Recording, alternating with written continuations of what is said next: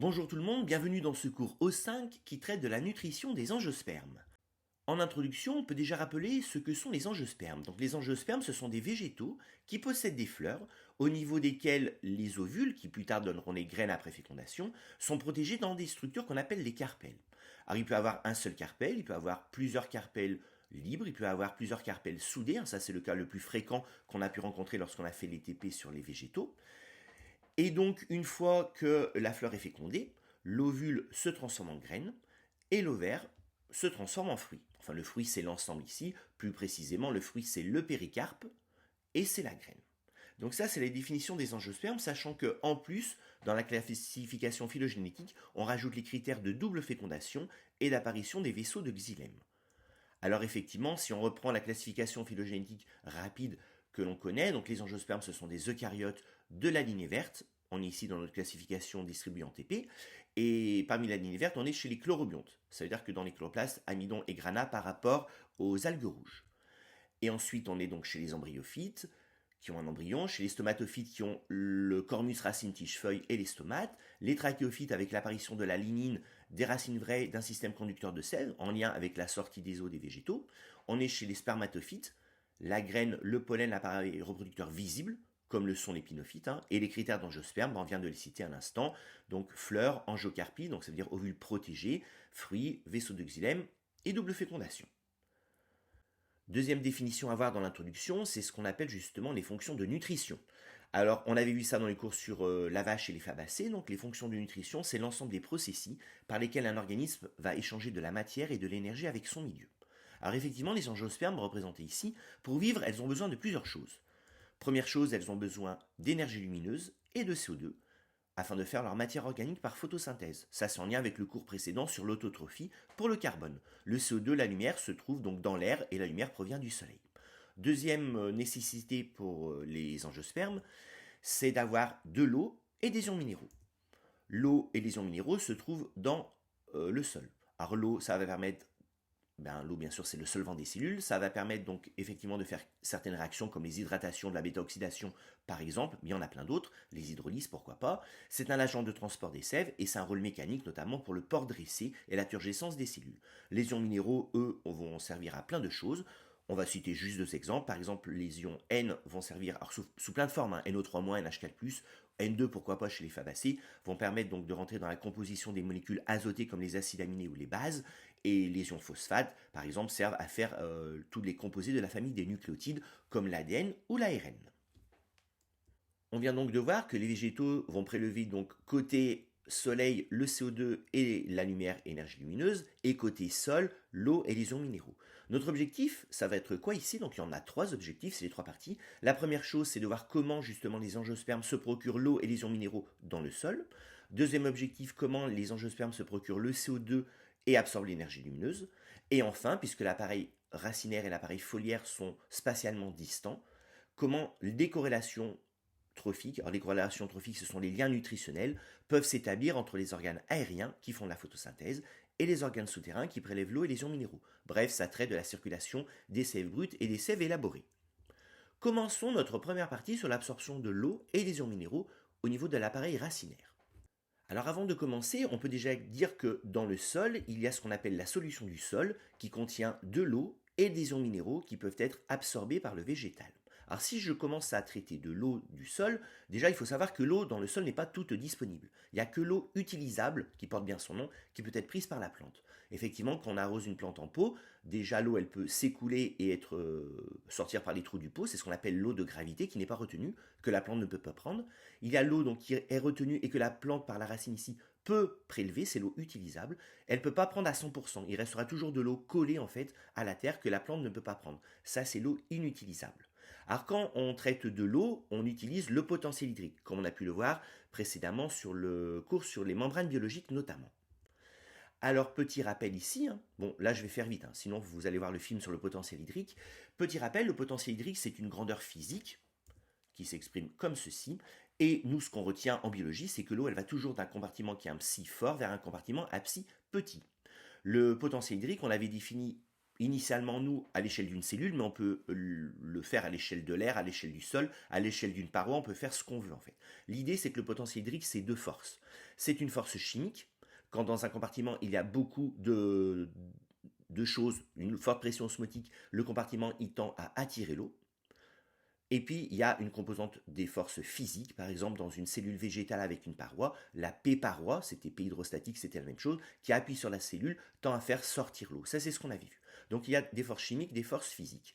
Alors, quand on se place au niveau du sol, ce qui nous intéresse ici, je vais y aller tout de suite, au niveau du sol, c'est la même formule. P hydrostatique, on l'appelle P matriciel, et en fait, effectivement, le sol, il peut plus ou moins retenir l'eau.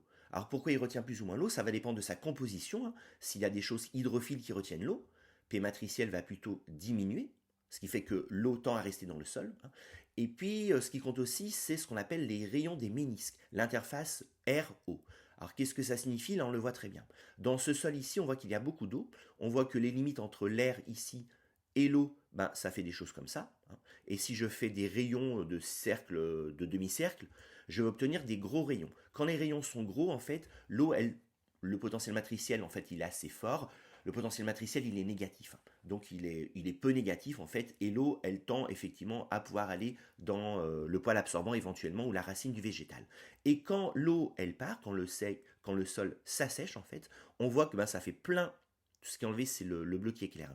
Ça fait plein de petits replis comme ça fait donc des petits rayons de ménisque, c'est comme ça qu'on appelle, et là ça va fortement baisser la pression matricielle du sol, et le sol il va tendre à fortement retenir l'eau. Et là la plante elle a du mal à l'absorber, même s'il reste un petit peu d'eau. C'est la fameuse eau non utilisable par la plante. On peut, si on veut aussi, appliquer cette loi du potentiel hydrique à d'autres choses comme une paroi de végétal. Alors effectivement, si je m'intéresse cette fois à quelque chose qui est totalement hors sujet, je suis au niveau d'une feuille ici, hein, c'est juste pour expliquer qu'on peut l'appliquer à tout ce qu'on veut, cette loi du potentiel hydrique. Au niveau d'une feuille, je vais prendre ici une cellule avec une paroi autour et je vais m'intéresser à la paroi elle-même avec ses microfibrilles de cellulose. Donc qu'est-ce qui se passe au niveau d'une feuille? Il y a ce qu'on appelle la transpiration foliaire, ça veut dire que l'eau qui est dans l'air ici va sortir au niveau des stomates. Alors si je zoome à cet endroit-là, je vois ici l'air de la chambre sous-stomatique, l'eau s'en va, et donc, ce qui va se passer, c'est que, loi physique, il va y avoir évaporation de l'eau qui est située dans la paroi. Et donc, dans la paroi, le niveau de l'eau, en fait, va diminuer. Et donc, il va apparaître des ménisques avec un faible rayon, hein, si je fais mes cercles rouges de tout à l'heure, entre les microfibrilles de cellulose. Et ça veut dire que le psi-paroi, le potentiel hydrique paroi de cette zone ici, en fait, il va fortement diminuer. Parce que, alors, l'osmolarité, on n'a qu'à dire qu'elle ne change pas, mais là, ce qu'on a vu, c'est que les rayons des ménisques diminuent. Et donc, ce qu'on avait appelé P matriciel tout d'abord, tout à l'heure, ce qu'on appelle ici P hydrostatique, c'est la même chose, va fortement diminuer. Ça veut dire que le psi de cette zone-là diminue fortement. Et donc, il va avoir un appel d'eau en provenance de la cellule en direction de la paroi. Cette cellule, d'ailleurs au passage, du coup, elle va devenir un petit peu plasmonisée et elle-même, elle va attirer de l'eau en provenance du xylème. Tout ça, c'est ce qu'on verra, hein, c'est ce qui permet donc le passage de l'eau ici, donc du xylème jusqu'à la cellule, jusqu'à l'extérieur, et etc. Bon, ça c'est entre parenthèses pour ce qui nous intéresse dans ce grand 1. On a traité de l'eau, on peut dire maintenant des choses sur les ions minéraux du sol. Alors les ions minéraux du sol, dans le sol il y a des ions minéraux, et ce qu'il faut comprendre c'est qu'ils ne sont pas tous disponibles pour la plante, pas du tout. En simplifiant, on trouve 3 formes dans le sol. Première forme, on trouve des ions qui sont libres, qui sont dans la solution du sol dont on parle depuis tout à l'heure. Là, les plantes peuvent les prendre, ces ions, pas de problème. On trouve aussi, et c'est le plus intéressant, des ions qui sont liés aux complexes adsorbants. Les complexes adsorbants, ce sont les complexes d'échange que vous utilisez, c'est synonyme, dans le cours du sol de BCP-ST2. Alors ce qu'on voit ici, c'est qu'effectivement dans le sol, il y a des composés minéraux comme des argiles qui sont plutôt chargés moins, des composés donc issus de la dégradation de la nécromasse du sol, qu'on appelle des composés humiques, qui sont plutôt chargés moins, et donc tout ça, ça peut coller, absorber, on dit, certains ions chargés plus, et même les retenir, c'est une espèce de garde-manger qu'il y a dans le sol. Et ces ions, ce qui est intéressant, c'est qu'ils vont pouvoir être échangés. Pour l'instant, ils sont collés, la plante, elle n'y a pas accès, mais la plante, elle va pouvoir y avoir accès quand ces ions vont pouvoir se détacher. L'argile et l'humus peuvent se mettre ensemble pour former ce qu'on appelle un complexe argilo-humique, qui a plein de rôles dans le sol, voire l'année prochaine. Et nous, ce qui nous intéresse ici, c'est qu'il peut retenir des ions chargés plus ici. Les ions chargés plus, quand ils sont 2 plus ou 3 plus, ils peuvent faire des ponts entre les argiles et l'humus, d'où le complexe argilo-humique. Il y en a moins, mais il y a aussi des hydroxydes de fer ou d'aluminium chargés du coup, qui eux vont pouvoir s'associer à des anions. Donc ces ions que l'on a ici, ils vont pouvoir se détacher en fait des complexes adsorbants et devenir alors disponibles pour les plantes. Du coup, ils sont aussi intéressants pour la plante. Et enfin, il y a ce qu'on appelle les ions insolubles. Les ions insolubles, alors eux, ce sont des ions précipités, notamment les ions phosphates, qui peuvent s'associer covalentement à du fer ou à de l'aluminium et se mettre avec eux. Et là, la plante, elle n'y a pas du tout accès. Même quand on dose un sol et qu'on voit qu'il y a beaucoup de phosphate, s'il est sous cette forme, de toute façon, c'est comme s'il n'y en avait pas pour la plante. Alors je reviens un petit coup sur mes complexes adsorbants de tout à l'heure, puisqu'on a dit une chose importante, c'est que les ions peuvent s'en détacher. Alors effectivement, ça c'est un complexe adsorbant qui relie donc plein d'ions chargés plus. Alors déjà, ça peut se détacher par simple équilibre chimique. Imaginons que la plante prélève beaucoup de K+, et bien le K+, qui est lié, si le K+, qui est libre, il y en a moins, et bien équilibre chimique et le K+, peut se détacher. Ça c'est le premier mécanisme, mais c'est juste une loi chimique, quoi. Il y a un mécanisme biologique aussi qui est très utilisé, c'est la sécrétion de H+ dans le sol. Alors soit directement par le poil absorbant ou par les mycorhizes associées au végétal, voir tout à l'heure, soit tout simplement parce qu'il y a la respiration. La respiration donc dégage du CO2. Le CO2 avec l'eau du sol peut donner HCO3- plus H+, exactement comme ce qu'on avait vu dans le cours précédent sur le sang. Et les H+ en question, sécrétés ou issus de cette réaction, peuvent venir prendre la place des cations qui sont là. Et dans ce cas, il y a ce qu'on appelle un échange d'ions. L'H+ prend la place, le CO2+ qui était là se détache et devient du coup disponible pour la plante. Petit retour sur le cours O2 avec le même schéma d'origine, les végétaux sont des êtres vivants qui sont fixés. Ça veut dire qu'au niveau des racines, par exemple, on va prendre les poils absorbants pour l'instant pour être simple, même s'il y a des mycorhizes, au niveau de cette zone ici, donc la racine va pouvoir prendre de l'eau et prendre des ions minéraux. Mais au bout d'un moment, ce sera épuisé. Et donc, la réponse, c'est quoi des végétaux? C'est que les végétaux, ils vont explorer en continu le milieu, parce qu'ils ont une croissance continue. Ça veut dire qu'en cette zone-là, il y a un méristème apical racinaire qui peut fournir donc des nouvelles cellules qui vont se différencier, faire à leur tour des poils absorbants, et aller donc prospecter la zone qui est plus loin ici. Et plus le végétal croît en longueur, plus il peut aller chercher l'eau et les ions minéraux à d'autres endroits. Donc ça, c'est en lien avec la croissance du végétal et surtout en lien avec le fait que le végétal soit fixé et ne puisse pas se déplacer pour aller prendre de la nourriture, comme nous par exemple. Maintenant que l'on a traité de la solution du sol et du fait que dans le sol il y avait de l'eau et des ions minéraux qui peuvent être absorbés, voyons maintenant comment se fait concrètement cette absorption d'eau et d'ions minéraux. Alors l'absorption peut se faire déjà par ce qu'on appelle les poils absorbants.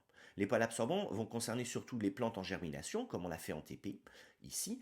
Et donc au niveau de ce qu'on appelle la zone pilifère, il y a donc plein de poils absorbants, on les voit ici, avec une grande extension de surface, une faible paroi de faible épaisseur, donc tout ce qui caractérise ce qu'on connaît sur les surfaces d'échange.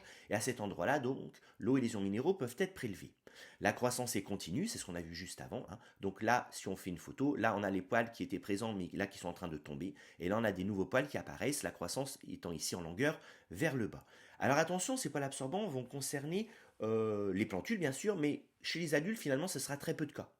Chez 95% des plantes adultes, les poils absorbants en fait vont être remplacés par les mycorhizes qui sont bien plus efficaces. Alors voyons voir tout de suite donc l'absorption par les mycorhizes. Alors avant de commencer, qu'est-ce que c'est qu'une mycorhize? Une mycorhize, c'est une association symbiotique entre une racine et un mycète. Alors qu'est-ce qu'un mycète? Un mycète, c'est un champignon. Un champignon, c'est un organisme qui est eucaryote, chimio-organo-hétérotrophe. Alors pour l'instant, c'est comme les animaux. Par contre, par rapport aux animaux, c'est quoi les différences? C'est que déjà, il y a une paroi au niveau des cellules. C'est une paroi chitineuse ici. Et en plus, quand les mycètes sont pluricellulaires, ce qui est le cas sauf quand ce sont les mycètes qu'on appellera des levures, et bien les cellules sont en fils. Et ces fils, ça forme des filaments, des tubes qu'on appelle des hyphes. Donc ça, c'est la définition écologique d'un champignon en fait. L'ensemble des hyphes formant ce qu'on appelle un mycélium. Alors les hyphes, en fait, on en distingue deux types. On va distinguer ceux pour lesquels donc il y a des parois entre chaque cellule. On distingue bien les cellules. Ce sont des hyphes septés ou cloisonnés. C'est ce qu'on va rencontrer dans les mycètes qui forment ce qu'on appelle les ectomycorhizes, comme ici. Et il y a les hyphes cénocytiques où là, lorsqu'il y a eu donc la mitose, en fait, il n'y a pas eu de cytodiérèse et donc l'ensemble des noyaux reste dans une immense grande cellule. Ici, il y a des ramifications à chaque fois. Ça, c'est ce qui caractérisera les endomycorhizes. Alors, quel est le lien, juste pour information, entre ce qu'on voit ici, le terme de mycète et de champignon, et le champignon qu'on connaît quand on est en cuisine, en fait, les mycéliums sont capables, effectivement, ceux qui sont ici, de faire des appareils reproducteurs qu'on appelle des carpophores, qui sont effectivement les fameux, entre guillemets, champignons que l'on utilise en cuisine. Il faut comprendre que là, tous les ifs se mettent ensemble et forment cette structure ici. Alors voyons voir, nous, ce qui nous intéresse, les mycorhizes qui aident donc les plantes à absorber l'eau et les ions minéraux. Alors, deux types, les ectomycorhizes, on va commencer par elles. Les ectomycorhizes vont concerner surtout les arbres, comme le hêtre, le chêne, etc. Alors, quand on était en TP, on avait vu que les ifs en question donc, formaient tout autour des racines ce qu'on appelle un manchon. Là, on le voit très bien, il est tout autour ici. Là aussi, hein, ça nous donne une certaine couleur qui n'est pas celle de la racine habituelle.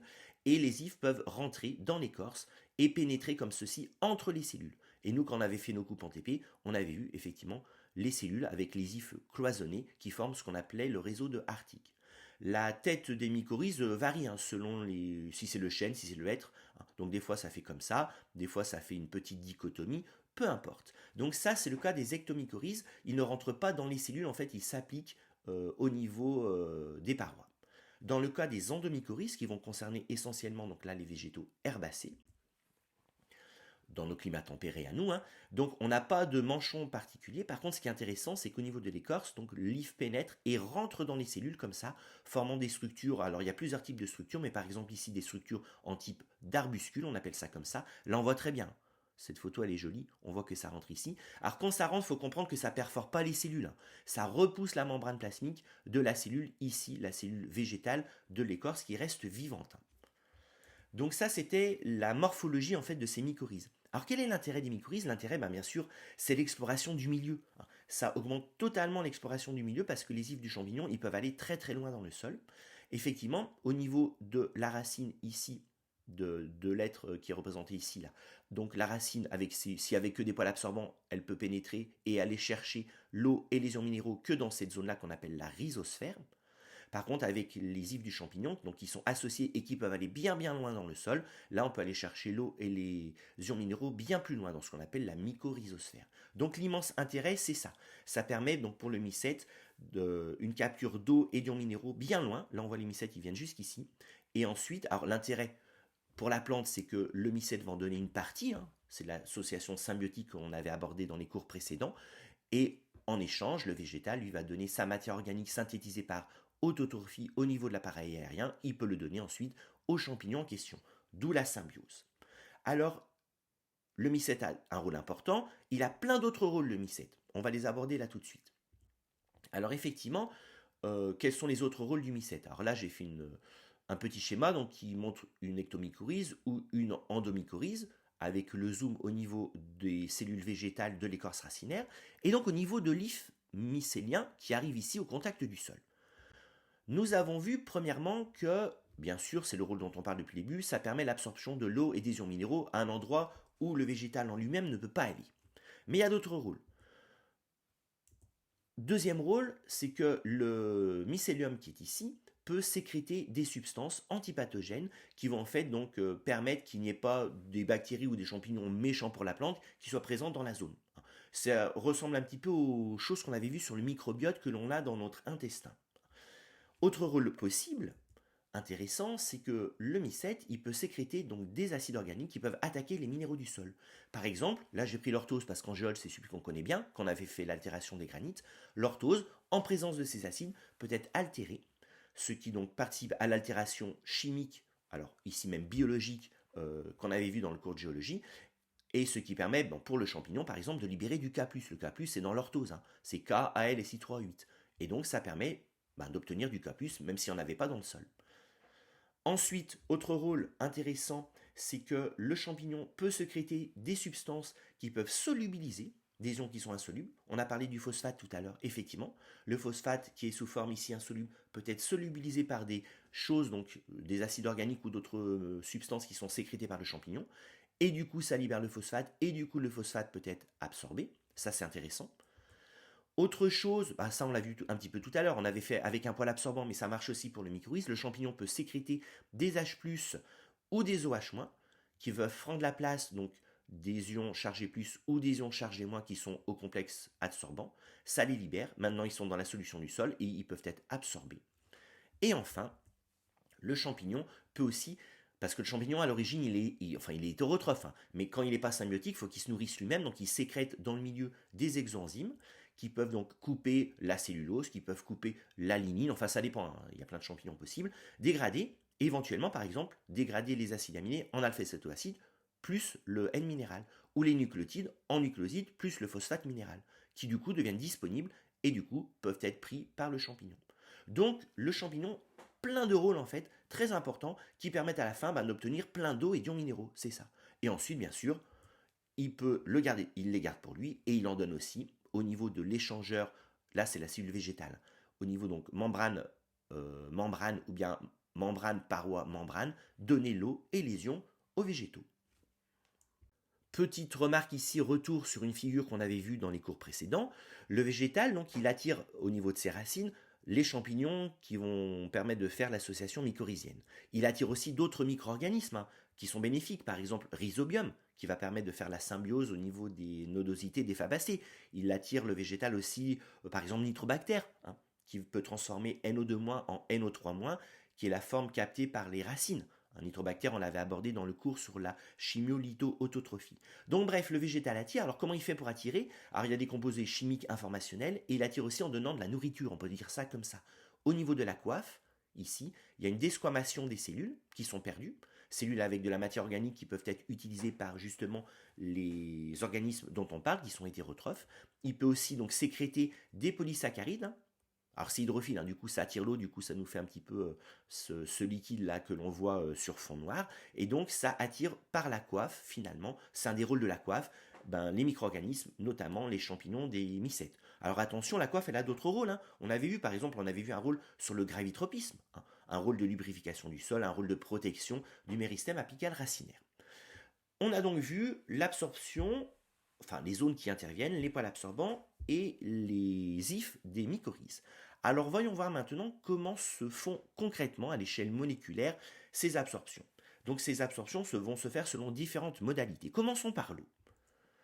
L'eau, elle va être absorbée passivement. Donc ça c'est très simple selon la loi du potentiel hydrique.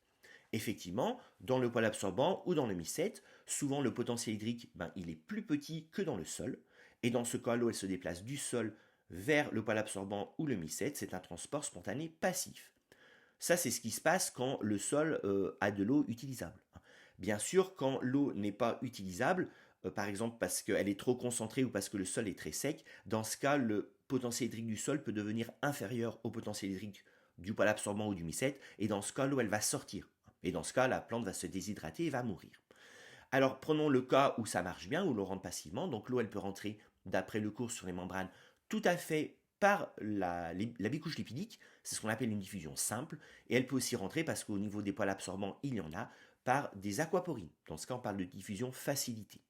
Donc ça, c'est ce qui se passe pour l'absorption de l'eau. C'est très simple, c'est passif. Passons aux ions minéraux. Alors contrairement à l'eau, les ions minéraux vont pouvoir rentrer alors passivement, comme l'eau effectivement, mais aussi activement. En fait, ça va dépendre des ions en question. Alors les ions minéraux, ils sont chargés, ils ne peuvent pas traverser passivement la bicouche lipidique. Ils vont toujours rentrer grâce à des protéines. Alors soit des protéines de la diffusion facilitée, comme ici le K+, qui peut rentrer donc en suivant son gradient électrochimique par le canal, ou bien ils vont pouvoir rentrer donc par les pompes actives secondaires, par transport actif, en utilisant le gradient de H+, créé par la pompe H+ ATPase. C'est un des rôles de la pompe H+ ATPase, c'est l'homologue de la pompe Na+K+ des cellules, des membranes plasmiques des cellules animales, c'est de créer ce gradient qui ensuite est utilisé pour faire entrer par exemple ici NO3-, ou par exemple ici le phosphate. Donc les ions minéraux, deux modalités en fait de passage. Petite remarque, dans le cas des végétaux mycorhizés, alors nous ce qu'on a fait précédemment c'est au niveau d'une membrane plasmique. On n'avait pas trop spécifié si c'était une membrane de végétal ou de champignon. Peu importe, ça marche dans les deux cas.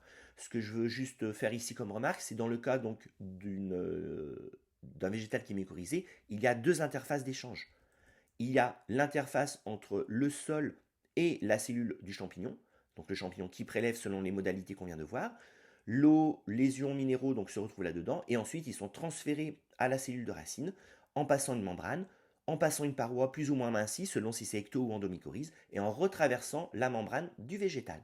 Donc il y a deux endroits où effectivement il y a une sélection des ions. À savoir que quand les ions donc sont transférés, d'après la loi du potentiel hydrique et la loi de l'osmose, l'eau elle suit. L'eau elle suit passivement donc selon la loi du potentiel hydrique. On vient donc de voir ici comment à l'échelle moléculaire étaient captés l'eau et les ions minéraux. On va voir maintenant qu'une fois qu'ils se retrouvent dans la cellule racinaire de l'écorce ou du poil absorbant, cette eau et ces ions minéraux vont rejoindre le xylème, où ils vont former la sève brute. On peut ici prendre une coupe transversale de racines pour voir un petit peu le trajet de l'eau et des ions. Donc l'eau et les ions viennent de l'extérieur ici, et ils vont aller en direction du cylindre central, passer l'endoderme et le péricycle, et, je zoome ici, se retrouver dans le tissu conducteur, à savoir plus particulièrement ici les vaisseaux du xylème et les trachéides du xylème, qui ici sont colorés en bleu. Normalement, nous, en corminoverdiote, c'est plutôt en vert qui colore la lignine. Alors ça se fait tout à fait passivement. Le flux de l'eau il est passif parce que le potentiel hydrique il est bien plus faible ici que vers l'extérieur. Pourquoi c'est comme ça? On le verra quand on fera la sève brute, sa formation. Mais l'idée c'est que les cellules qui sont au contact ici, les cellules qui sont associées aux vaisseaux et trachéides du xylème, vont sécréter plein d'ions dans les vaisseaux en question, les trachéides en question, et du coup ça va abaisser fortement le potentiel hydrique puisque ça augmente la pression osmotique, et du coup ça va faire un appel d'eau par osmose. Donc l'eau se déplace passivement, et en se déplaçant, elle va aussi entraîner avec elle les ions dans cette direction. Alors voyons voir un petit peu plus précisément comment sont faits donc ces vaisseaux et trachéides du xylème. Donc là c'est la coupe avec la vraie coloration que nous on a fait en TP carminoverdiodes. On voit donc des petites cellules trachéides, des grosses cellules vaisseaux. Alors la différence, dans le xylème, petit rappel aussi, il y a des différents types de cellules, et donc là celles qui nous intéressent, ce sont les cellules conductrices de la sève brute. Alors il y a des cellules plutôt petites comme ça, assez allongées, avec des parois transversales qui sont toujours là et qui sont les unes sur les autres. Là, on n'en voit qu'une, mais il y en a une autre là-haut, donc ça fait une espèce de paille. Ça, ce sont ce qu'on appelle les trachéides.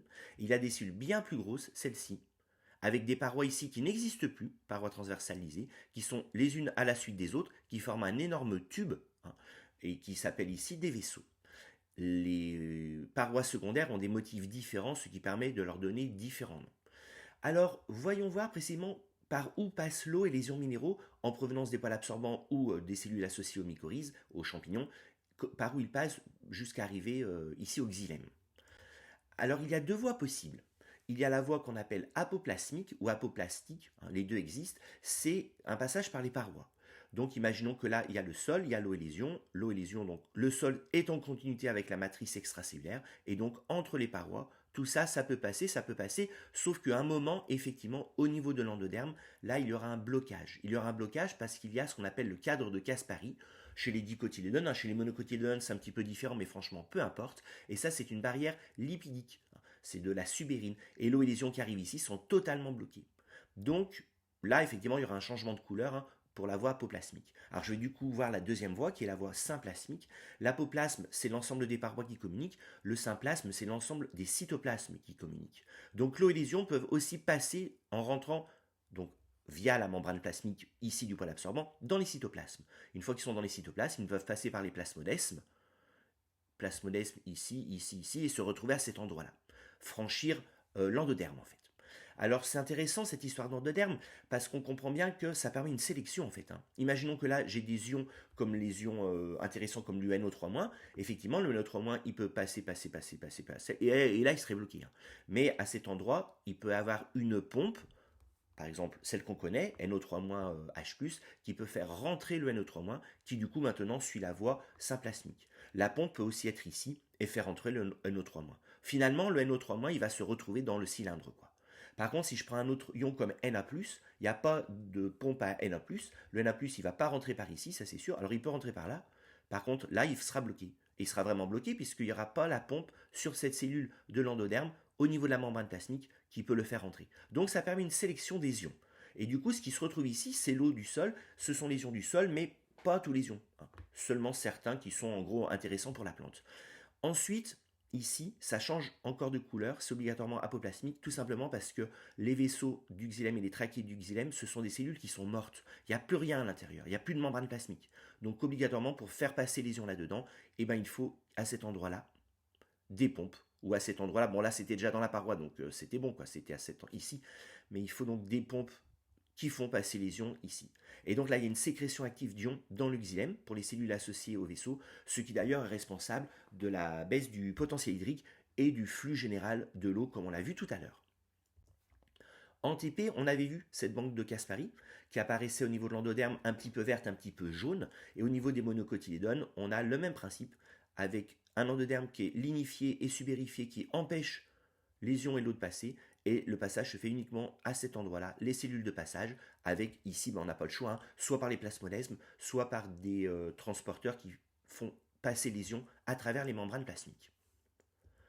Donc si on récapitule, du sol jusqu'à la sève brute, de la solution du sol à la sève brute, il y a deux voies de transport, la voie symplasmique, la voie apoplasmique, pour l'eau et les ions. Alors si je regarde l'eau déjà, l'eau donc peut passer par les parois, et ensuite rentrer dans les cellules. Et puis là, elle passera par la paroi parce que là, ce n'est plus une cellule. Les membranes plasmiques sont en bleu. L'eau peut aussi, alors que ce soit mycète ou pas l'absorbant, c'est le même principe. Elle peut aussi donc passer par les membranes plasmiques, ici et ici, aquaporine ou tout simplement diffusion simple, et se retrouver par la voie symplasmique, jusqu'ici. Concernant les ions, les ions, c'est pareil. Donc les ions, ils peuvent passer par la voie des parois, et une fois qu'ils sont là, donc là ils sont dans la paroi, tous ils sont là, NO3-, K+, Na+. Et là ils sont bloqués. Soit ils peuvent être sélectionnés par la membrane plasmique à cet endroit-là, ou bien avant l'endoderme, et se retrouver dans le cytoplasme des cellules, ici. Et là on voit que ceux qui sont retrouvés, c'est NO3- et K+. Le Na+, n'est pas retrouvé parce que le Na+, il n'y a pas de pompe qui le font rentrer, dans mon exemple. Et ensuite les ions, effectivement, à cet endroit-là, sont sécrétés activement, et donc ça forme la sève brute. Là, on voit la représentation du gradient de potentiel hydrique responsable de cette circulation de l'eau. Pour finir sur ce qu'on a vu sur les racines, on peut faire un petit rappel du cours O2. On avait parlé de l'organisation fonctionnelle du racine. On avait donc dit la structure de la racine en lien avec sa fonction. C'était ça notre schéma de l'époque. Rôle dans l'ancrage, rôle dans l'absorption de l'eau et des ions minéraux, et puis on avait dit un mot sur la croissance continue en longueur en lien avec le fait que les végétaux soient fixés. Là, on a pu rajouter plus concrètement l'absorption par les poils absorbants ou par les yves des mycorhizes, le passage transit par l'écorce, la sélection de l'endoderme éventuellement, et ensuite le chargement du xylème. Avant de finir ce grand 1, il faut parler d'un cas particulier qui est le cas de la racine des fabacées. Effectivement, les fabacées, dans le cours O2, on a vu qu'ils sont capables de faire une symbiose avec la bactérie Rhizobium. Donc l'aspect de la symbiose, rapidement, donc il y a plusieurs aspects possibles, hein, mais quand on coupe au niveau d'un renflement où il y a ces bactéries qu'on appelle une nodosité, on voit donc ici, ça c'est une nodosité, ça c'en est une autre, ça c'est le cylindre central hein, avec la sève brute ici. On voit toute une zone plutôt rouge du fait de la lait-hémoglobine. Cette zone rouge, ce sont des cellules avec dedans les bactéries Rhizobium. Alors là, c'est idéalisé, hein, il n'y en a qu'une de bactéries, mais quand on voit ici au niveau des membranes péribactéridiennes, on peut voir donc plusieurs types de rhizobium. Hein. En fait, lorsqu'il y a l'infection par rhizobium, hein, il y a une espèce d'endocytose qui se fait au niveau du cordon d'infection, et donc ça, c'est les membranes d'endocytose lorsque la symbiose est mise en place. Ces bactéries qui sont là, qui maintenant sont sous forme de bactéroïdes parce qu'elles ont un petit peu changé de tête par rapport au rhizobium du sol, ces bactéroïdes, rhizobium, hein, c'est elles qui vont être responsables de la fixation du N2. Et donc, là encore, hein, c'est la troisième fois que l'on voit ça, donc c'est pour ça que je vais assez vite. Le N2, c'est très intéressant parce qu'il y en a énormément dans l'air, et donc dans l'air qui est dans le sol aussi, hein, au niveau des trous. Et ce N2, il peut être pris et il peut être réduit par l'enzyme nitrogénase par la bactérie Rhizobium. Les plantes, elles ne savent pas faire ça. Les plantes, elles doivent prendre l'UNO3- ou l'UNH4+, qui souvent ne sont pas du tout en excès dans le sol. Donc très vite, il y en a plus, c'est un facteur limitant. Là, quand il y a la bactérie, il n'y a plus du tout de limitation pour l'azote. Le N2, il y en a de partout, elle le prend, elle est capable de faire du NH3. Alors, c'est une réduction, il lui faut des électrons qui proviennent de NADH+, de la respiration. Il lui faut de l'ATP, parce que ça, effectivement, quand on fait cette réaction redox avec NAD, eh ben, le delta Rg il est positif, donc il faut de l'ATP qui provient aussi de la respiration. Elle arrive à faire ça. Ça, NH3, elle peut ensuite le greffer sur un alpha-cétoacide pour faire les acides aminés et ensuite toute la matière organique azotée. Mais moi, ce qui m'intéresse, c'est le végétal. Le végétal, il peut récupérer une partie de cet NH3. Et donc, la bactérie lui donne. et NH3, le végétal peut le mettre sur des alpha-cétoacides pour faire des acides aminés. Donc l'autotrophie pour l'azote, ça veut dire quoi l'autotrophie? Ça veut dire la fabrication de matière organique azotée à partir de matière organique minérale se fait donc chez les fabacées dans les racines. Ces cellules donc, sont autotrophes pour le N. Ces acides aminés peuvent ensuite passer donc, dans les cordons vasculaires et dans le xylème pour être amenés dans les autres tissus non autotrophes pour le N. En échange, la plante, bien sûr, fait la photosynthèse, fait la matière organique carbonée, elle est autotrophe pour le C, et elle va donner cette matière organique, alors, bien sûr à la racine, qui elle est hétérotrophe pour le carbone, et aussi donc au rhizobium. Elle peut donner jusqu'à, on estime, ça dépend des végétaux, mais 20 à 25% finalement des assimilats issus de la photosynthèse. Le programme nous dit de traiter des fabacées. Alors là, je sors un petit peu du programme, mais je veux quand même dire un petit mot sur la nutrition azotée des végétaux. Nous, on a fait un cas particulier qui est le cas des fabacées, que je vais refaire ici. Les fabacées sont capables, via rhizobium, de prendre du N2, de faire du NH4. NH4+, ou NH3, c'est la même chose, hein, c'est juste une histoire de pH. Donc NH3 ou NH4+, donc moi là je l'ai écrit NH4+, ça dépend du pH de la cellule. Il peut être assimilé sous forme d'acides aminés, et les acides aminés peuvent être donnés à l'ensemble de la plante. Chez les autres, pour ça que je voulais en parler, chez les autres qui n'ont pas rhizobium, qu'est-ce qu'ils font les autres? Les autres, ils prélèvent, alors surtout NO3-, éventuellement NH4+, via les poils ou via les mycorhizes, et ensuite, deux cas possibles, soit comme les fabacées, dans la racine, le NO3- est réduit en NH4+, qui est greffé sur un alpha-cétoacide. L'autotrophie se fait dans la racine, ici ou ici, c'est ce qui est en vert, et ensuite, c'est donné à l'ensemble de la plante.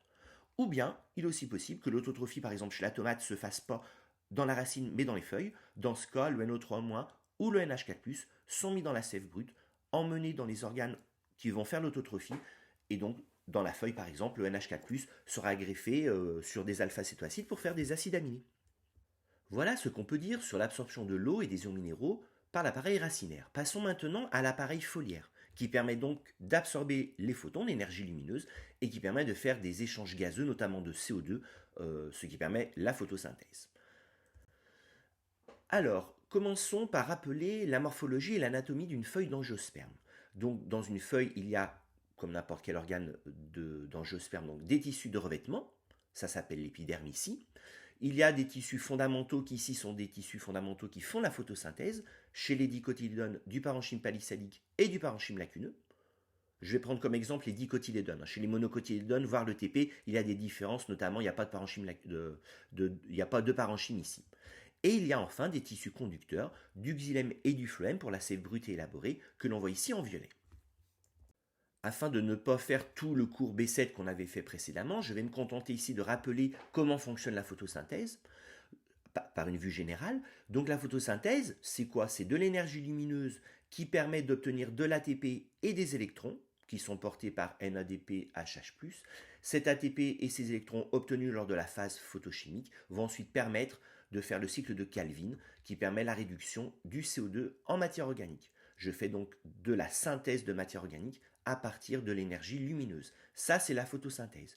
Ça se produit dans des chloroplastes. Dans des chloroplastes, la première phase photochimique se fait donc au niveau de la membrane des thylakoïdes, à savoir que l'énergie lumineuse donc, permet de faire de l'ATP, on le voit ici, permet de récupérer des électrons, les électrons provenant de H2O. Donc tout ça, voir le cours B7, c'est endergonique de faire ça, mais l'énergie lumineuse, elle le permet. Et ensuite, ça permet le cycle de Calvin qui se fait, lui, au niveau du stroma du chloroplaste. Alors, ce qu'on va faire ici, c'est voir comment donc l'appareil foliaire, comment les feuilles ont une structure qui leur permet la fonction, à savoir l'autotrophie pour le carbone, la nutrition carbonée.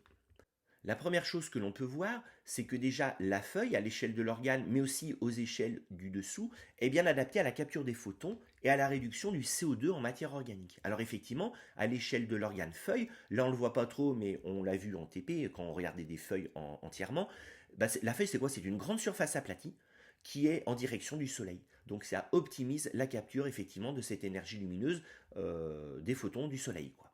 À l'échelle du tissu et des cellules, on voit quoi? On voit que là, on a un tissu donc en direction du soleil qui s'appelle le tissu parenchyme palisadique avec plein de cellules qui sont bourrées de chloroplastes. Nous, dans le cours B3, on avait parlé de cette cellule, on avait montré le lien entre sa structure et sa fonction, et on avait dit à l'époque, oui, ça permet de capter l'énergie lumineuse et de faire de la photosynthèse. Donc ça, c'est exactement la même chose, et on a aussi en dessous du parenchyme lacuneux, ou aussi on a des cellules qui contiennent des chloroplastes qui permettent la photosynthèse. Alors effectivement, je vais un petit peu zoomer là-dessus pour montrer le rôle des chloroplastes.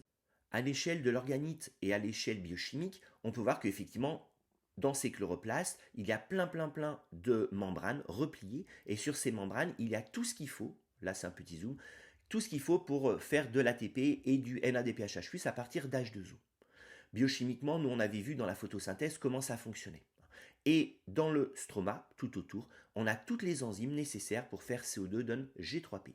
Donc à toutes les échelles, en fait, dans la feuille, on voit une adaptation entre la structure et la fonction étant ici de faire la photosynthèse, capter les photons et réduire le CO2 en matière organique.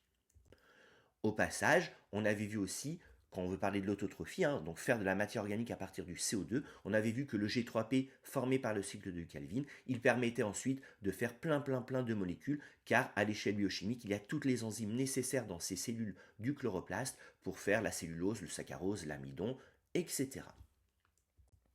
Deuxième chose, on peut aussi voir que la feuille, pareil à toutes les échelles, permet l'approvisionnement et le rejet des gaz, notamment l'approvisionnement du CO2 pour la photosynthèse et le rejet d'O2, déchets de la photosynthèse.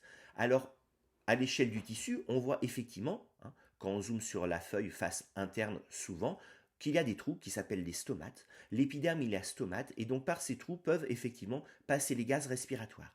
Par le reste, les gaz, ils ont du mal à passer, tout simplement parce qu'il y a une cuticule ici. Donc un revêtement hydrophobe qui fait que les gaz sont bloqués. Alors, ça c'est bien que les gaz passent. Par contre, en contrepartie, effectivement, H2O passe aussi. Et donc, ça entraîne la déshydratation de la plante. On verra ça un petit peu plus tard quand on fera les stomates. Donc, il y a un épiderme à stomate qui permet les échanges gazeux. C'est bien ce que je fais ici. Et il y a donc à l'échelle du tissu le parenchyme lacuneux. Le parenchyme lacuneux, il y a plein de lacunes ici. Alors ça sert à quoi ça? Ça c'est le lien avec le cours précédent sur la respiration. On avait dit que la diffusibilité des gaz était bien plus forte dans l'air que dans l'eau, à peu près 10 000 fois mieux. Ça signifie que là, le CO2 qui rentre ici, même si là, ça bouge pas, le CO2 il peut diffuser super vite, 10 000 fois plus vite que si c'était de l'eau ou si c'était des cellules en fait. Donc là, le CO2 il diffuse super vite et il peut aller dans le chloroplaste ici. Par contre, s'il passe par les cellules, c'est lent jusqu'à ce qu'il arrive. Donc il y a un intérêt de faire des lacunes en quelque sorte pour la diffusibilité des gaz et donc l'optimisation de la nutrition en CO2. Et pour le rejet d'O2, O2 c'est un déchet toxique, on avait vu, quand il y a beaucoup d'O2, il y a une photorespiration qui est un gaspillage en fait, où la matière organique finalement elle est réoxydée en CO2. Quand je zoome à l'échelle du tissu et à l'échelle des cellules, parce que là je vais aller voir les cellules, donc je vois les stomates. Les stomates ce sont des ouvertures, c'est fait donc de 2 cellules de garde avec un petit trou au milieu. Le petit trou s'appelle l'ostiole.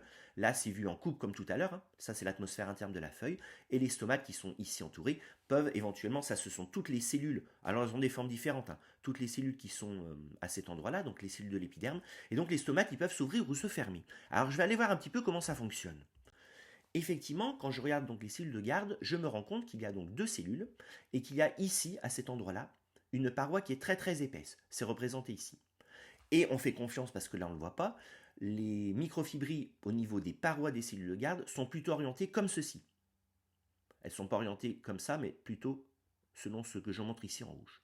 Et quand on fait une modélisation analogique, on peut faire une modélisation analogique, ça veut dire on peut modéliser un stomate comme ceci en mettant donc ballon de baudruche ici, beaucoup de scotch ici pour matérialiser la paroi qui est ici bien plus épaisse, rigide, quelques bouts de scotch comme ça qui font le tour, là on le voit là, et qu'est-ce qu'on voit? On voit que quand on met de l'eau là-dedans, s'entraîne mécaniquement une courbure qui entraîne l'ouverture du milieu de l'ostiole. Et dans les stomates, ça se passe exactement de la même façon. Dans les stomates, quand de l'eau rentre, ça entraîne l'ouverture du stomate. Donc là, quand l'eau elle est rentrée, le stomate, donc les cellules sont en turgescence, mais du fait des parois asymétriques, s'entraîne un espèce de bombement comme ça, et l'ostiole s'ouvre. Et quand de l'eau sort, par contre, les cellules sont plutôt en plasmolyse cette fois-ci, et là, elles viennent s'accoler comme ça. Donc là, on a à l'échelle donc, de la cellule et même de la paroi, des microfibrilles de la paroi, donc une adaptation entre la structure du stomate et donc sa fonction, à savoir s'ouvrir ou se fermer selon si c'est la nuit ou le jour. Alors là, je vais bientôt en parler de cette histoire de compromis entre l'eau et la nourriture. avant, donc je vais continuer ce que je faisais là, donc l'adaptation structure-fonction des feuilles. Donc il y a une troisième chose à dire, c'est que dans la feuille, effectivement, à l'échelle de l'organe et du tissu, on voit qu'il y a des éléments conducteurs. Et eux, ils vont permettre de prendre en charge la matière organique et ils vont aussi permettre d'apporter l'eau et les ions minéraux nécessaires au fonctionnement de la feuille. C'est ce qu'on voit qui est représenté ici. Alors, d'un point de vue expérimental, on peut montrer effectivement que cette matière organique qui est synthétisée dans une feuille, elle est ensuite donnée ailleurs. Comment on fait pour ça? Eh bien, on prend une feuille qu'on isole, on lui met du CO2 marqué, là c'est marqué C14, on attend un petit coup et on regarde ensuite est-ce que là-dedans il y a de la matière organique qui est marquée. La réponse est oui. Au bout d'une heure, j'ai plein de matière organique marquée, style du saccharose ou de l'amidon. Et si j'attends un petit peu, alors j'ai fait un pulse ici, j'ai fait un pulse d'autoradiographie. Quand j'attends un petit peu, je me rends compte, par exemple après 12 heures, que cette matière organique, elle s'est retrouvée ailleurs, dans les racines, ou bien, c'est l'exemple ici, au niveau d'un fruit. Donc la matière organique, elle a été exportée ici par la sève élaborée du phloème. Alors effectivement, la sève élaborée, par rapport à ce qu'on a dit tout à l'heure, concernant le xylème, alors ça ressemble un petit peu, on a des tuyaux. Par contre, ces tuyaux, ça s'appelle pas des vaisseaux, ça s'appelle pas des trachéides, ça s'appelle des tubes criblés parce qu'il y a plein de petits trous dans la paroi transversale qui est toujours là. Et ces cellules, elles sont vivantes. Il y a encore du cytoplasme à l'intérieur, il y a encore des mitochondries, du réticulum, etc. Ce ne sont pas des cellules mortes. La sève, elle va passer, mais elle va beaucoup avoir une résistance en fait à son écoulement. Il n'y a plus de noyau, c'est vrai. Les cellules compagnes qui sont à côté des tubes criblés fournissent les ARN ou les protéines parce que le noyau, elles en ont un, et là dans le tube, il n'y en a plus. Alors bon, ça c'est un petit peu secondaire pour moi. Là, ce qui m'intéresse, c'est surtout au niveau de la feuille. Donc au niveau de la feuille, au niveau donc des cellules sources, du saccharose est formé, et ce saccharose est mis dans la sève élaborée. Alors ce saccharose, comment il est mis? Là, je vous renvoie aux cours précédents, aux nombreux cours précédents où il y a ce schéma-là. Donc c'est mis par un transport, dans mon exemple ici, parce qu'il y a plein de variabilité chez les végétaux. Des fois, il y a des plasmodesmes. Là, c'est pas mon exemple. Là, dans mon exemple, c'est mis avec un symport transport actif secondaire utilisant le gradient de H+. Le saccharose, donc, il est pompé activement dans la cellule compagne. Puis ensuite, il passe tranquillement dans le tube criblé parce que là, il y a plein de plasmodesmes. Et au niveau des cellules puits, ce sera l'inverse. Le saccharose, lui, il sera pompé comme ça. D'ailleurs, c'est ce qu'on verra, ça explique bien le moteur de circulation de la sève élaborée dans les tubes criblés, voire le grand 3. Dans ce grand 2, je suis allé assez rapidement parce qu'on avait vu déjà plein de choses dans les cours précédents, notamment le cours B7 sur la photosynthèse. Là, je vais m'arrêter un petit peu sur ce qu'on vient de dire sur les stomates. Donc les stomates, ça permet les échanges de gaz nécessaires à la photosynthèse, donc les échanges de CO2, d'O2, et ça permet aussi les échanges d'H2O. En l'occurrence, sortie d'H2O en direction de l'air, qui souvent a un potentiel hydrique plus faible que l'ensemble de la plante. Alors quel est l'intérêt pour une plante d'ouvrir ses stomates? Intérêt entre guillemets. C'est intéressant. Les stomates ouverts, ça va permettre donc la nutrition carbonée, puisque ça permet l'entrée de CO2, ça va permettre de relâcher l'O2, ça va permettre, en faisant l'évaporation de l'eau, de faire circuler la sève brute, puisque le moteur principal de la sève brute, on ne l'a pas encore vu dans ce cours, mais on l'avait vu dans les cours précédents, c'est la transpiration foliaire. Et en plus, quelque chose qu'on n'avait pas dit, c'est que lorsqu'on fait l'évaporation au niveau des cellules de la feuille, ça permet le refroidissement de la plante. Donc tout ça, c'est intéressant. Par contre, gros problème, perte d'eau. Et perte d'eau, la plante, elle peut se faner, elle peut mourir de soif si elle n'arrive pas à prendre assez d'eau dans la racine par rapport à l'eau qui est perdue au niveau des stomates. Donc finalement, souvent, la plante, elle va fermer ses stomates, justement quand il y a un grand stress hydrique. On l'a vu avec l'acide abscisique. Par contre, bien sûr, si les stomates sont fermés, la plante évite ses pertes d'eau, ça c'est bien. Par contre, elle ne peut plus manger correctement, entre guillemets, puisqu'elle ne veut plus échanger son CO2 et son O2. Et en plus, elle ne peut plus faire de corrélation trophique parce qu'elle ne peut plus faire circuler la sève brute. Bref, il y a un compromis en fait entre la plante qui risque de mourir de soif et qui va fermer ses stomates, ou la plante qui risque de mourir de faim et qui va ouvrir ses stomates. Et donc il y a un contrôle. Ce contrôle a été abordé dans le cours via un exercice. Donc là, c'est le schéma bilan de l'exercice que l'on avait pu faire. Alors qu'est-ce qu'on a pu voir? On a pu voir que le contrôle peut se faire effectivement, notamment par la lumière. La lumière, donc quand il y a le jour, bref, il peut y avoir nutrition carbonée via la photosynthèse, les stomates vont être ouverts. La lumière rouge va déjà permettre donc de faire la photosynthèse, qui permet de faire du saccharose qui peut s'accumuler dans les vacuoles des cellules de garde. La lumière bleue peut être captée par des photorécepteurs, à ces endroits-là, hein. Photorécepteurs qui entraînent, je passe les mécanismes, l'accumulation d'ions dans ces vacuoles, et du coup, la grande pression osmotique. Et du coup, par osmose, hein, le potentiel hydrique va diminuer, et du coup, l'eau va rentrer là-dedans, ce qui entraîne la turgescence des cellules, et donc mécaniquement l'ouverture du stomate. Donc le jour, les stomates sont plutôt ouverts. La nuit, ou quand le milieu est très sec, une hormone qui s'appelle l'ABA peut être sécrétée. C'est une hormone donc, qui est sécrétée par les cellules de racine. Elle peut se retrouver au niveau de ces cellules. Et là, ce qui va se passer, c'est tout l'inverse. En fait, l'osmolarité au niveau des vacuoles va être bien plus faible. Notamment, il n'y aura pas d'accumulation de saccharose, par exemple, ici en rouge. Et donc, l'eau ne va pas du tout tendance à rentrer. Au contraire, l'eau, elle va tendance à sortir. Et du coup, il y aura plasmolyse. Et du coup, il y aura fermeture des stomates. Donc, les stomates sont intéressants parce qu'on peut voir donc le contrôle qui se fait par des mécanismes qui sont représentés ici. Troisième chose et dernière chose à voir dans ce cours, ça concerne la circulation des sèves brutes et élaborées au sein du végétal. C'est elles qui vont permettre les corrélations trophiques, donc les liens nutritionnels entre les organes de type racine et les organes de type feuille qu'on a pu voir dans le grand 1 et le grand 2. Dans cette partie sur la sève brute, nous allons déjà, premièrement, nous interroger dans quel type de cellules circule la sève brute. Donc on a donné la réponse tout à l'heure, hein, la sève brute elle circule dans les éléments conducteurs d'un tissu qui s'appelle le xylème. Ces éléments conducteurs ce sont les vaisseaux et les trachydes. Le xylème est un tissu assez complexe, il a plusieurs types de cellules, il a des cellules qui permettent la conduction de la sève brute, il a des cellules qui permettent par exemple le stockage de réserve qui sont les cellules parenchymateuses du xylème, et il y a dans le cas du xylème secondaire égale bois, donc d'autres cellules, qui sont d'ailleurs les plus nombreuses, qui s'appellent les fibres, qui ont un rôle de soutien. Tout ça, moi, ça ne m'intéresse pas. Moi, je m'intéresse ici aux éléments conducteurs, vaisseaux et trachydes.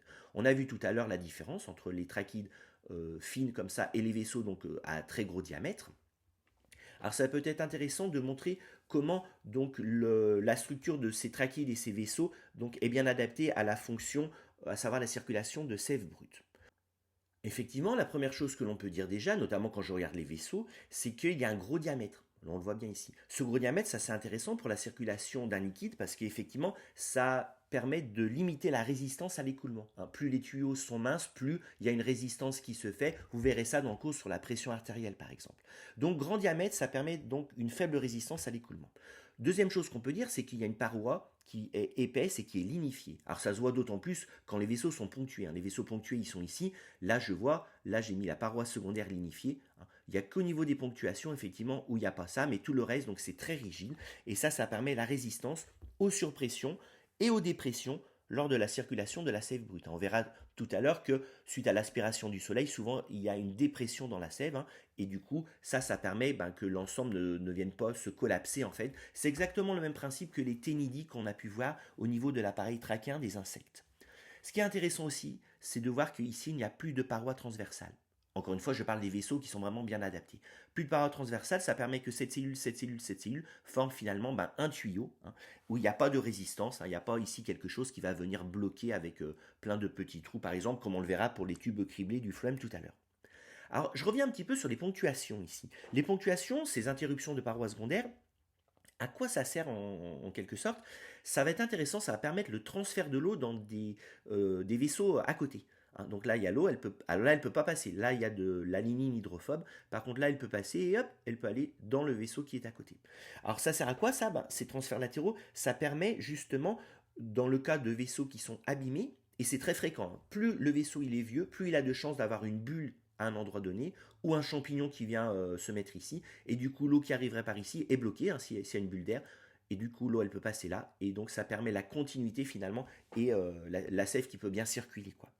Alors concernant justement la biochimie de cette paroi, je vous ai dit qu'ici il y a de la lignine qui est hydrophobe, donc ça c'est intéressant. Ça permet de limiter les forces de frottement lors de l'ascension de l'eau. L'eau elle n'est pas retenue, quoi.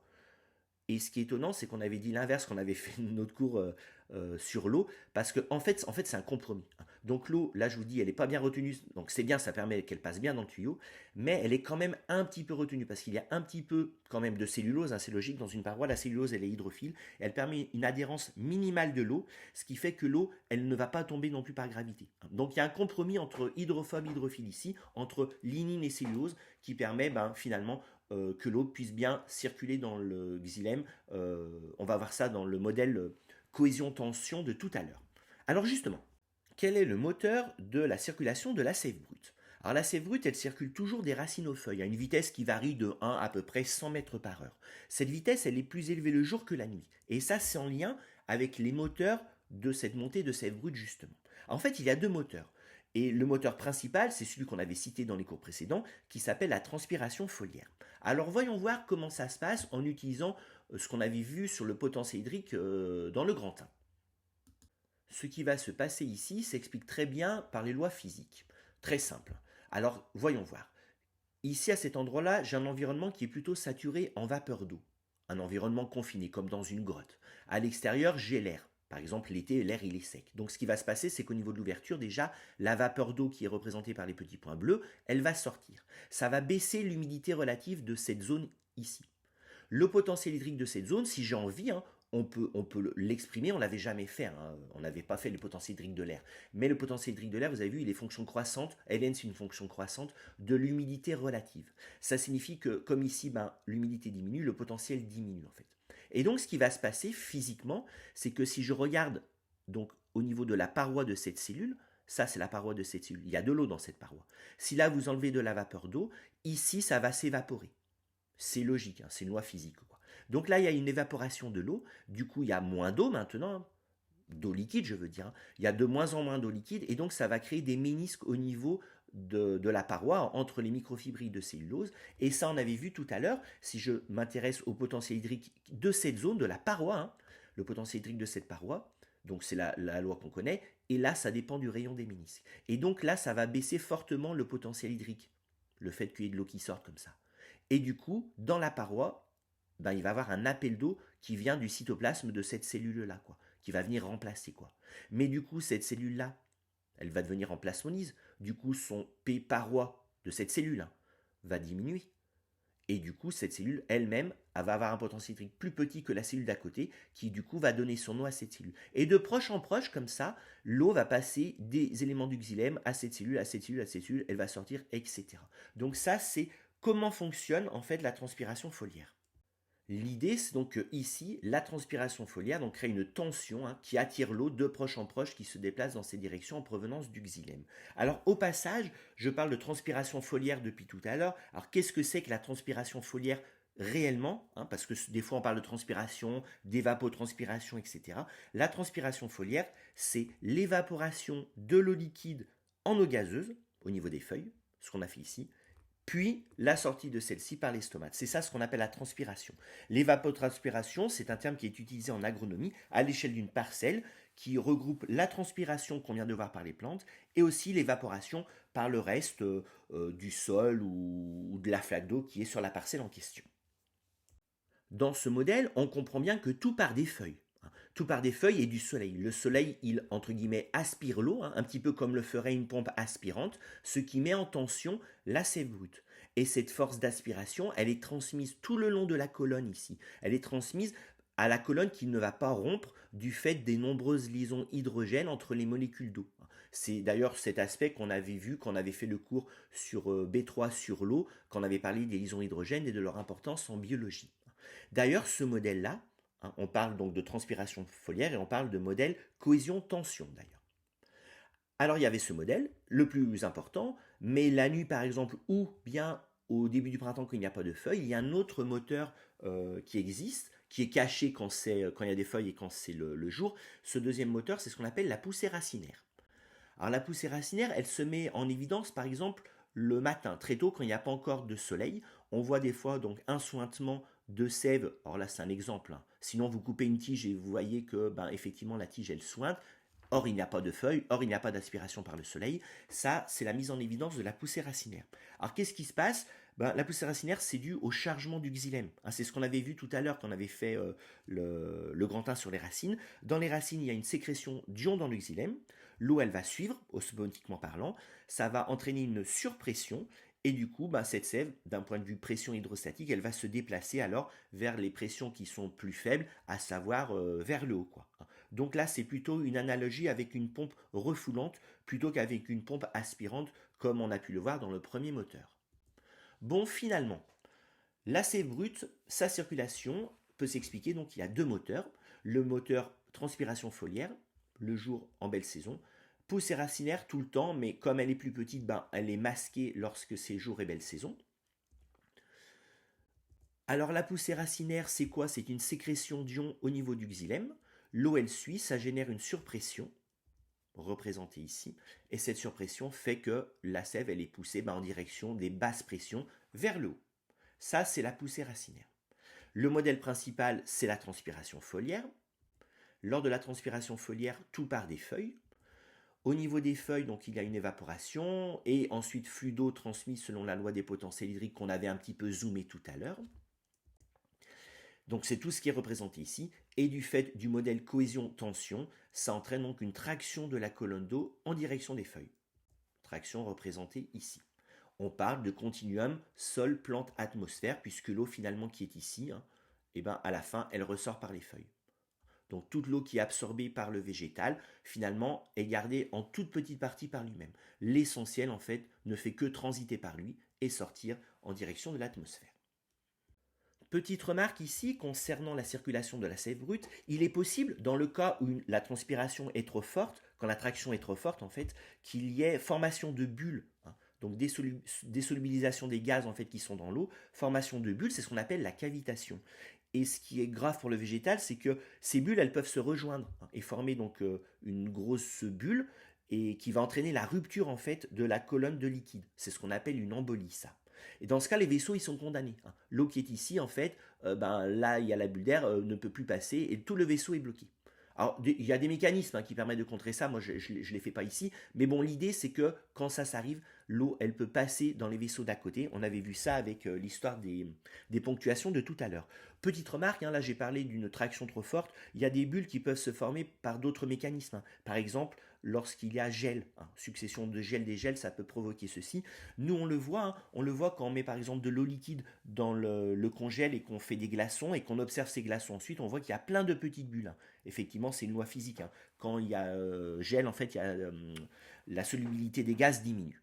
Donc ça, c'était juste un petit mot concernant ce qu'on appelle la cavitation et donc la conséquence, à savoir l'embolie. On peut ici faire un petit bilan sur les rôles de la sève brute. Donc la sève brute, son rôle principal, c'est de distribuer l'eau et les ions minéraux qui proviennent des racines en direction des autres organes. Deuxième rôle possible, dans certains cas, la sève brute, elle peut aussi distribuer de la matière organique qui proviennent des racines ou des organes souterrains. Alors c'est le cas par exemple des acides aminés, quand ils sont synthétisés au niveau des racines, on a vu ça chez les fabacées.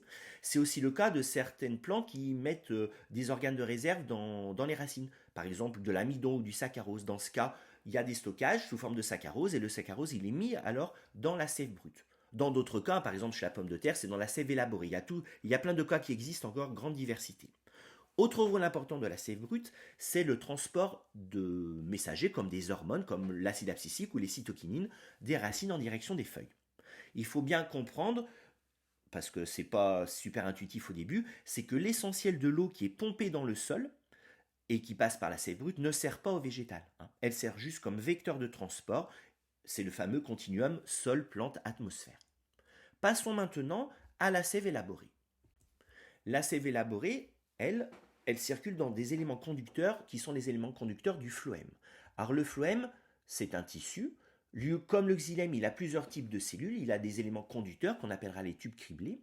Il a ce qu'on appelle des cellules compagnes qui sont associées aux éléments conducteurs. Il a éventuellement des éléments de soutien, les fibres. C'est dans le phloème secondaire qu'on appelle le libère. Et il peut aussi avoir des cellules parenchymateuses. Moi, ce qui m'intéresse ici, ce sont les tubes criblés. Tubes criblés, c'est par où passe la sève. Et ce qui va m'intéresser aussi, ce sont les cellules associées qu'on appelle des cellules compagnes. Alors les éléments du tube criblé, c'est quoi? Donc ce sont des cellules comme ça, les parois transversales sont toujours là, il y a des petits trous qui s'appellent des cribles, d'où le nom tube criblé, et la sève, elle circule là-dedans. Alors cette sève, elle ne circule pas dans une cellule morte cette fois-ci. Les cellules, elles sont bien vivantes. Il y a encore le cytoplasme, le réticulum, etc., etc. Par contre, il n'y a pas de noyau, et donc c'est la cellule compagne, on l'a dit tout à l'heure, qui permet finalement de gérer un petit peu les protéines et les ARN de la cellule en question. Donc la sève élaborée circule là-dedans, elle a plutôt une assez grande résistance par rapport à ce qu'on a pu voir avec le xylème. Et les cellules compagnes ont un rôle important puisque ce sont elles qui vont permettre de charger le saccharose dans le tube criblé. On le voit ici sur la membrane plasmique de la cellule compagne, on a notre pompe qui permet donc le passage du saccharose ici. Ensuite, le saccharose donc passe par les plasmodesmes. Alors, comment se fait la circulation de la sève élaborée? Alors la circulation de la sève élaborée, contrairement à ce qu'on a vu avec le xylème, déjà elle est bien plus lente, c'est à peu près 1 mètre par heure, et puis l'idée c'est qu'elle peut aller dans tous les sens. En tout cas, ce qui est certain, c'est qu'elle va des organes sources qui font le saccharose en direction des organes puits. Alors comment ça va marcher? Le moteur de la circulation, c'est une différence de pression hydrostatique. L'idée est simple. L'idée c'est qu'au niveau des cellules sources, plein de saccharose est mis dans le phloème. Du coup, s'il y a plein de saccharose, il y a un appel d'eau qui va se faire, c'est de l'osmose, et du coup j'ai une grande surpression à cet endroit-là.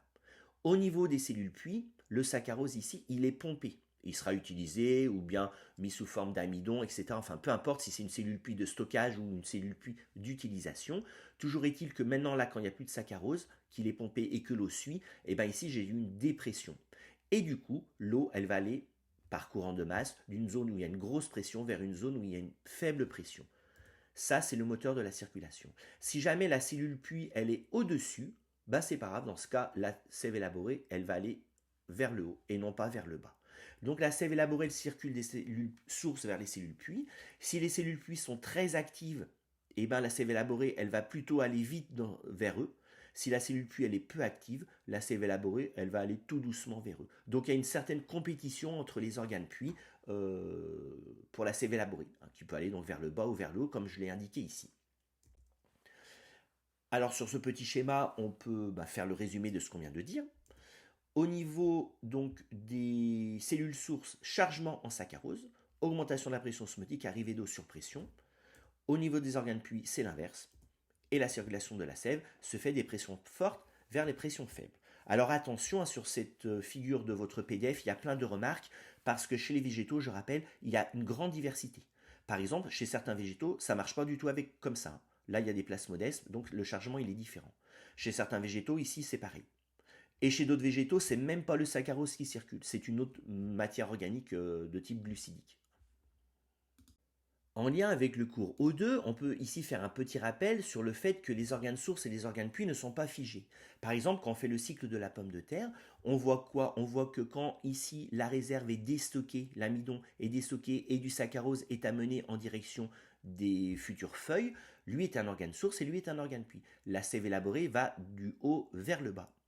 Ensuite, quand les feuilles sont fonctionnelles, effectivement, elles vont faire la photosynthèse, ce sera des organes sources et elles vont emmener donc par la sève élaborée du saccharose en direction de l'appareil souterrain, qui est du coup un organe puits maintenant avec les tubercules qui se forment, et en direction par exemple des fleurs et des futurs fruits. Donc la sève élaborée, elle peut aller comme ceci.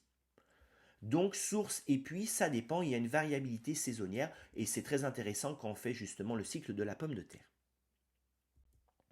Le schéma qui est ici représente exactement ça. Donc quand on a le tubercule qui germe, la sève élaborée va en direction de l'appareil aérien. Et quand l'appareil aérien est fonctionnel et que les tubercules nouveaux vont se former, la sève élaborée va dans l'autre direction. On peut ici faire un rapide bilan concernant les rôles de la sève élaborée.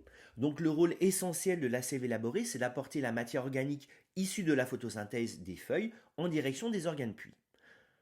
Cette matière organique est essentiellement sous forme de saccharose.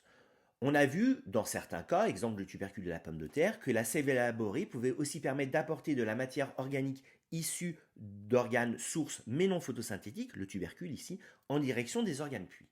Comme pour la sève brute, la sève élaborée est aussi un agent de transport de messagers, par exemple certaines hormones végétales. En bilan de ce grand 3 sur les sèves, on peut regarder ce schéma qui nous montre un petit peu ce qu'on a vu sur les sèves brutes et élaborées et les corrélations trophiques entre organes. Donc ce qu'on a vu, c'est qu'au niveau des racines, il y avait donc la sève brute qui partait en direction de l'appareil aérien, que les moteurs c'était la transpiration foliaire et un petit peu la poussée racinaire, donc ça c'est la sève brute. On a vu que concernant la sève élaborée, elle allait donc des zones sources, notamment les cellules photosynthétiques, en direction des zones puits, et que le moteur était ici une différence de pression hydrostatique. En conclusion, on peut donc récapituler ce que l'on a vu dans l'ensemble de ce cours 5 concernant la nutrition des angiospermes. On a vu donc au niveau des racines, il y avait absorption d'eau, des ions minéraux, voire du N2 dans le cas des nodosités, que tout ceci ensuite était donné par la sève brute en direction de l'appareil aérien, notamment les feuilles. Au niveau des feuilles, il y a la photosynthèse, formation de saccharose qui ensuite est distribuée en direction des organes puits. Au niveau des feuilles, il y a les stomates qui interviennent donc dans, bien sûr, la photosynthèse, via le CO2, mais qui interviennent aussi dans la circulation de la sève brute, puisque c'est le modèle avec la transpiration foliaire moteur principal, et que ces stomates ont une ouverture qui est contrôlée. Au niveau des sèves, on a vu que la sève brute circulait donc dans les éléments conducteurs du xylème, que cette circulation se faisait par le modèle de cohésion-tension, et que les deux moteurs étaient la transpiration foliaire et un petit peu la poussée racinaire. On a vu que la sève élaborée circulait dans les tubes criblés du phloème, selon de la pression forte vers la pression faible en fait, hein, donc des organes sources qui mettent plein de saccharose dans la sève élaborée en direction des organes puits qui prélèvent le saccharose de la sève élaborée. Et là j'ai fait le lien avec le cours O2 qui montrait que donc il y a une différenciation, une spécialisation des appareils chez les angiospermes, appareil racinaire, appareil feuille et puis les tiges entre les deux qui permettent les corrélations trophiques. À ce propos, dans les sujets sur la nutrition des angiospermes, il ne faut pas oublier de faire le lien avec le mode de vie des angiospermes, qui est un mode de vie fixé, et le milieu de vie des angiospermes, qui est un milieu de vie aérien. Alors ceci avait été abordé dans le cours O2, où on avait fait le lien justement entre le mode de vie fixé, le milieu de vie aérien et les différentes fonctions des angiospermes. Par exemple, pour les fonctions de reproduction, on avait fait le lien entre la pollinisation et le problème de la rencontre des gamètes avec des parents qui sont fixés par rapport aux animaux qui peuvent se déplacer par exemple. On avait fait aussi le lien entre la fécondation interne et la faible portance et le milieu desséchant qui est le milieu aérien. Alors ici, concernant la nutrition des angiospermes, on peut rappeler ce qu'on avait dit à l'époque et qu'on a bien vu dans ce cours O5. Les modalités de nutrition sont en lien avec le mode de vie fixé des angiospermes. Les angiospermes donc, ne peuvent pas se déplacer pour aller chercher leur nourriture, et ça c'est en lien avec la croissance continue de l'appareil racinaire et même de l'appareil foliaire, des différentes ramifications, et en lien avec les symbioses qui peuvent se mettre en place, par exemple au niveau de l'appareil racinaire, et qui permettent, via par exemple les mycètes, d'aller chercher l'eau et les ions minéraux bien plus loin que l'endroit où est fixé l'angiosperme. Il y a aussi un lien avec le milieu de vie aérien. Donc là, on rejoint même ce qu'on avait dit avec les animaux et le cours sur la vache. Alors, qu'est-ce qu'on a vu concernant le milieu aérien? Les angiospermes ont différencié des feuilles et des racines, ce qui leur permet d'aller chercher la nourriture aux deux endroits, en direction du soleil pour l'énergie lumineuse et dans le sol via l'appareil racinaire. Ceci a entraîné la différenciation d'une tige et d'un système conducteur permettant de mettre en relation les deux organes qui sont à des endroits spatialement différents. Il y a eu mise en place des stomates et de la cuticule, ce qui permet de contrôler les flux hydriques dans ce milieu qui est desséchant. Et enfin, pour le porc dressé, développement de tissus de soutien et apparition de la lignine. Tout ceci, effectivement, est en lien avec la sortie des os des angiospermes, enfin des végétaux de l'époque qui plus tard, ont donné les angiospermes, et ça se voit dans la classification qu'on avait vue dans l'introduction. On voit les différentes choses ici qui sont là marquées en souligné.